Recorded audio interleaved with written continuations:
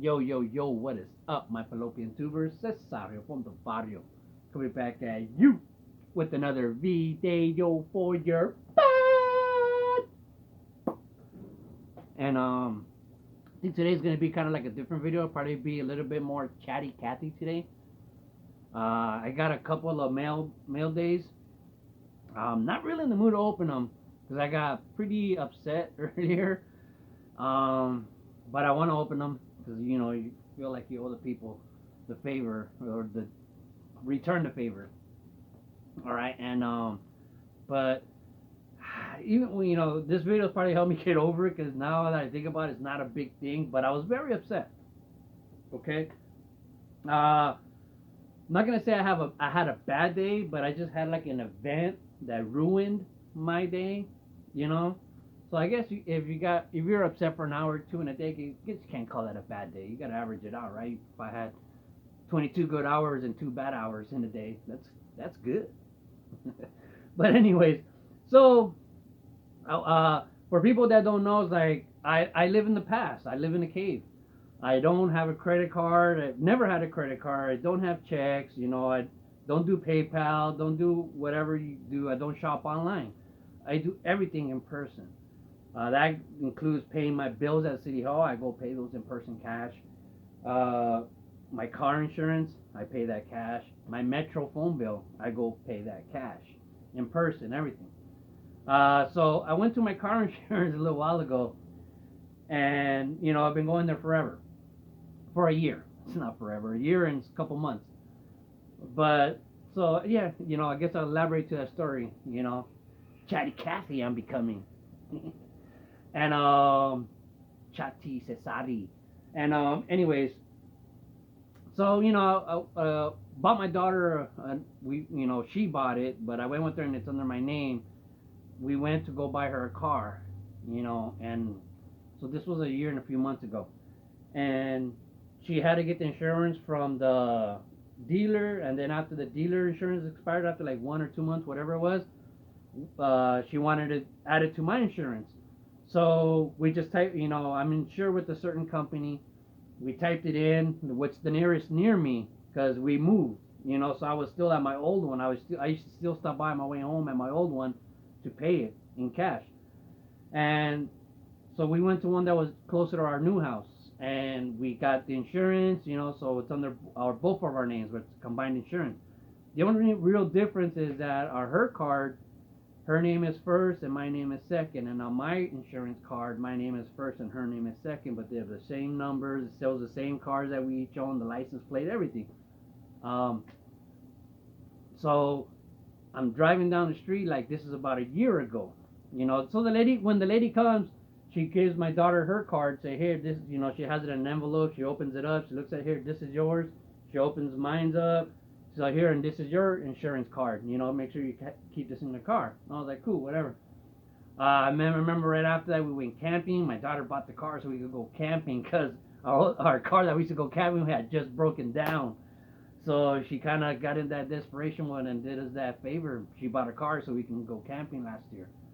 So we go camping. When I come back, I need to go get a smog check on my car. I'm driving down the street. Cop pulls me over. Pulls me over, registration, this and that, insurance, whatever. Asks me for everything. Comes back and says, "This is not your insurance card." And I was like, "Yeah, I just got it." And I open it. And it says right there, I have a Toyota Camry, and my daughter has a Honda Accord. I said, "Oh yeah, look, well, it says right there, Toyota Camry." He's like, "Yeah," he's like, "but that's for the Honda." And I was like, "Oh," I go, "they must have gave us the wrong card, at the insurance place." I go, "My daughter must have, they gave us two envelopes." I go, "This is the one they gave me," and I go, "She must have mixed it up and gave us the wrong one."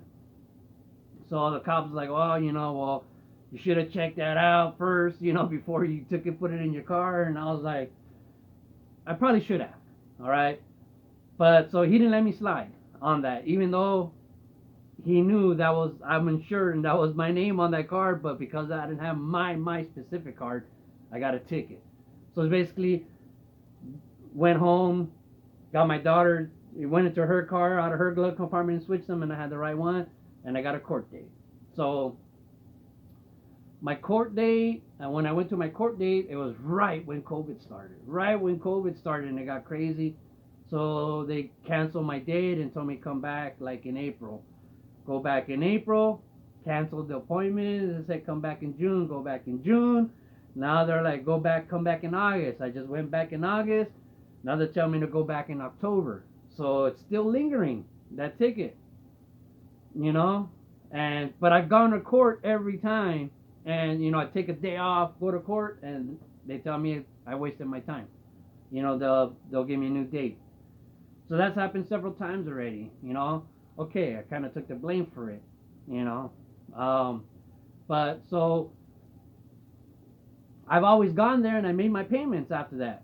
After that, I made my payments there. And then, like, one time I went, and then the lady's like, oh, you can't make your payment here. And I'm like, what? And I didn't say anything. I walked out, went to one closer to my house, another one close to my house, and I made the payment there. But it was really uncomfortable because like they had it, because since that wasn't my home insurance place, they had to call like the headquarters where I was just at and get confirmation.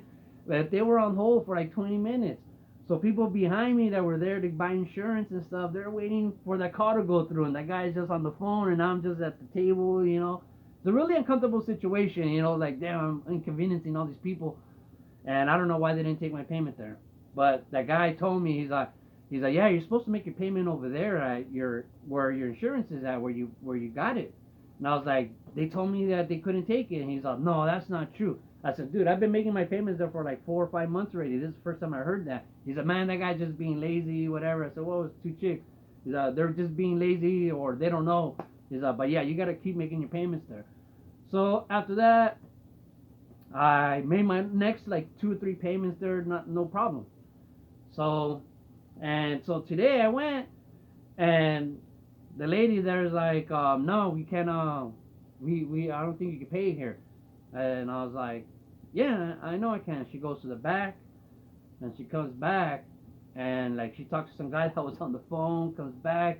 She's like, hey, no, you have to go to like talk to an agent at another place to make your payment. And I was like, well, I've made my last, been making payments here for about a year. And she's all like, yeah. And I was like, oh, is it because of COVID? I go, because I made my payment last month here, and how come I can't make it today? And she's all like, yeah. So I'm either like, she's not listening to me, or she doesn't know. So whatever. I walk out, and I was like, I make my payments here all the time. What do you mean you can't make your payments? Like, I'm just wondering, maybe is it because of COVID? But I didn't get an answer. I just got two, yeah, yeah, you know. So I left, got in my car, and then I started driving off. And this guy who had to be like the manager from the insurance company comes out. He's dressed, and he looked like an Italian dude trying to pass as a Mexican. Kind of like Luigi. He looked like Luigi, dude. Like, and he comes out and he's running towards me, like telling me to come back, and I could tell like, oh, he probably like heard everything and like called me back to make my payment. But kind of unlike me, I was already like super pissed, like what the hell, and I flipped him off. I gave him the burp. I can't whistle because my tooth comes out. But so whatever, I flip him off, dude, and the dude flips me off back, and I was like, whoa. Have you ever seen Naked Gun? Oh, you gotta look that up, where the lady's taking her driving test, and the driving instructor tells her to give the guy the middle finger, and his eyes bulge. Like, that was me. I was like, I couldn't believe, because I flipped him off. The dude flipped me off back, and I was like, I wanted to go back and like kick his ass. I was like, I'm pretty sure I could have kicked his ass. Like, I think my chances were like probably 51 to 49 that I could kick his ass. So like, the odds were in my favor. So, I was pretty confident, but I was like, whatever, man. I just left. Don't want no legal drama for your mama. All I want is about hoochie mama. And so whatever, I went to the one in Pomona, and then told me the same thing. You're supposed to make your payment. I was like, whatever. So that had me pissed. Third world problems, right? First world problems. Not a big deal, man. Thank you for listening to me. Wow, 10 minutes. That's my little rant. Sorry, guys. Had to put you through that. But I do have a mail day from Paul Kramer. All right. So, Paul, I'm not sure if he makes videos or not. If he does, I don't think I watched any. But he's in a lot of my chats or in a lot of other people's chats. And he sent me an email saying he was going to send me something with a letter that I can read. Hope it's nothing bad. Mr. Pepino Man, I would like to know if you have any 1987 Topps baseball extras. The numbers are 620, 653, and 735 for the cards I sent in on the inside the envelope. Oh, sure. I'll check. For sure, almost for sure I have them. All right, so this is like a trade. Crazy. So he wants to trade if I have any of these 87 Topps cards for what's inside the envelope. Let me pause this real quick. Bam! All right. So I got the tape off on 3 places. Now it opens like a book. But as you can see, man, there's a Topps Gallery Clayton Kershaw on top. Sick. Ooh, look at that nice Aaron Judge with the stamp. Judge Judy. And check it out, Ronald Acuna Jr. And another Ronald Acuna Jr. from Gallery. Oh, and I think there's cards. There's a different card in the back, too. Nice, Mike Trout. Look at that, with that foil stamp on there. Sweet! Cool, man. Thanks. Oh, that was just a whole different card. And a Mike Trout Turkey Red Topps Chrome. Man, that's sick. Man, for those 87 Topps. Thanks, man. And so now I got from W Boggs. W Boggs. I'll put his link below. Check it out. Do not bend. Don't you dare bend it like Beckham. Oh, woo! I was hoping I just didn't tear up a letter or something, but here it is. Dear Pepino Man, I just wanted to tell you that your videos are awesome and hilarious. Inside are some Dodger cards. Ciao! W Vogs 18 PS. Keep collecting forever. SA. Ciao! Alright. So, some Dodger cards. Alright. Let me open up these packs.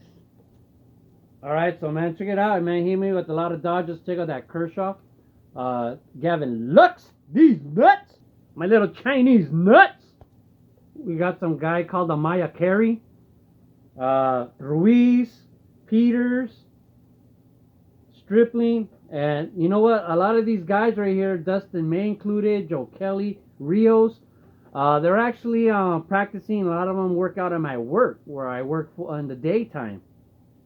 So this is pretty cool, man. Manny Ramirez, man. Manny Ramirez, I remember when I was first working on the Dodgers. Rafael Furcal, Bellinger. But I used to hate him because he was a steroid guy. And, you know, I heard a lot of bad stories about him.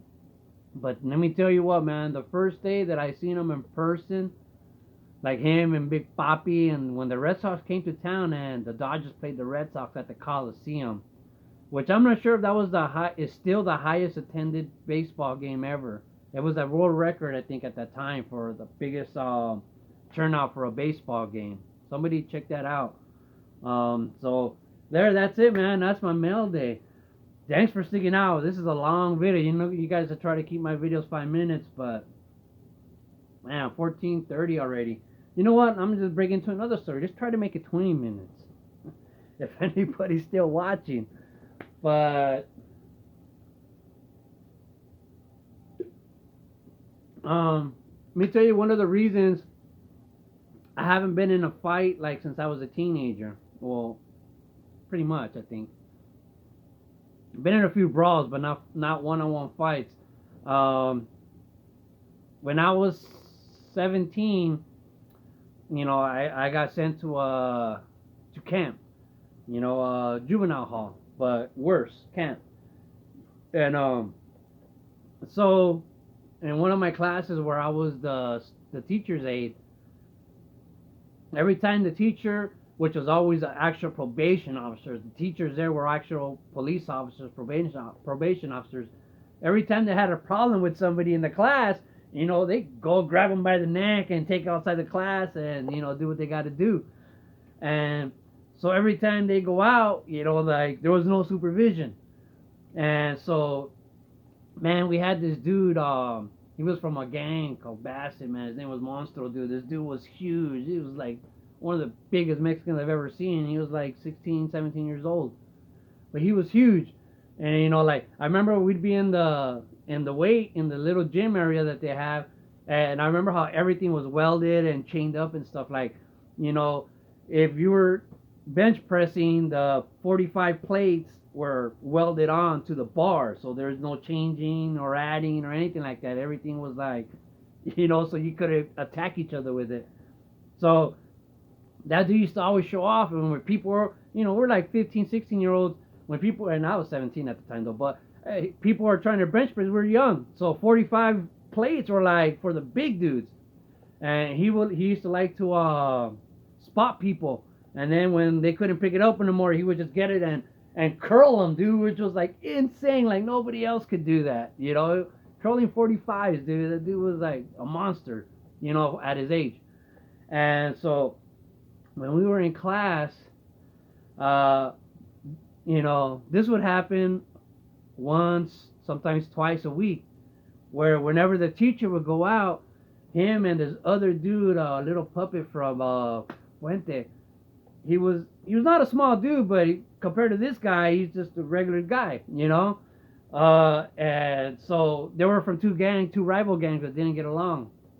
All right, so every time they got into a fight, as soon as the CEO would leave with somebody to go discipline somebody, they would fight, guaranteed every time they'd go at it.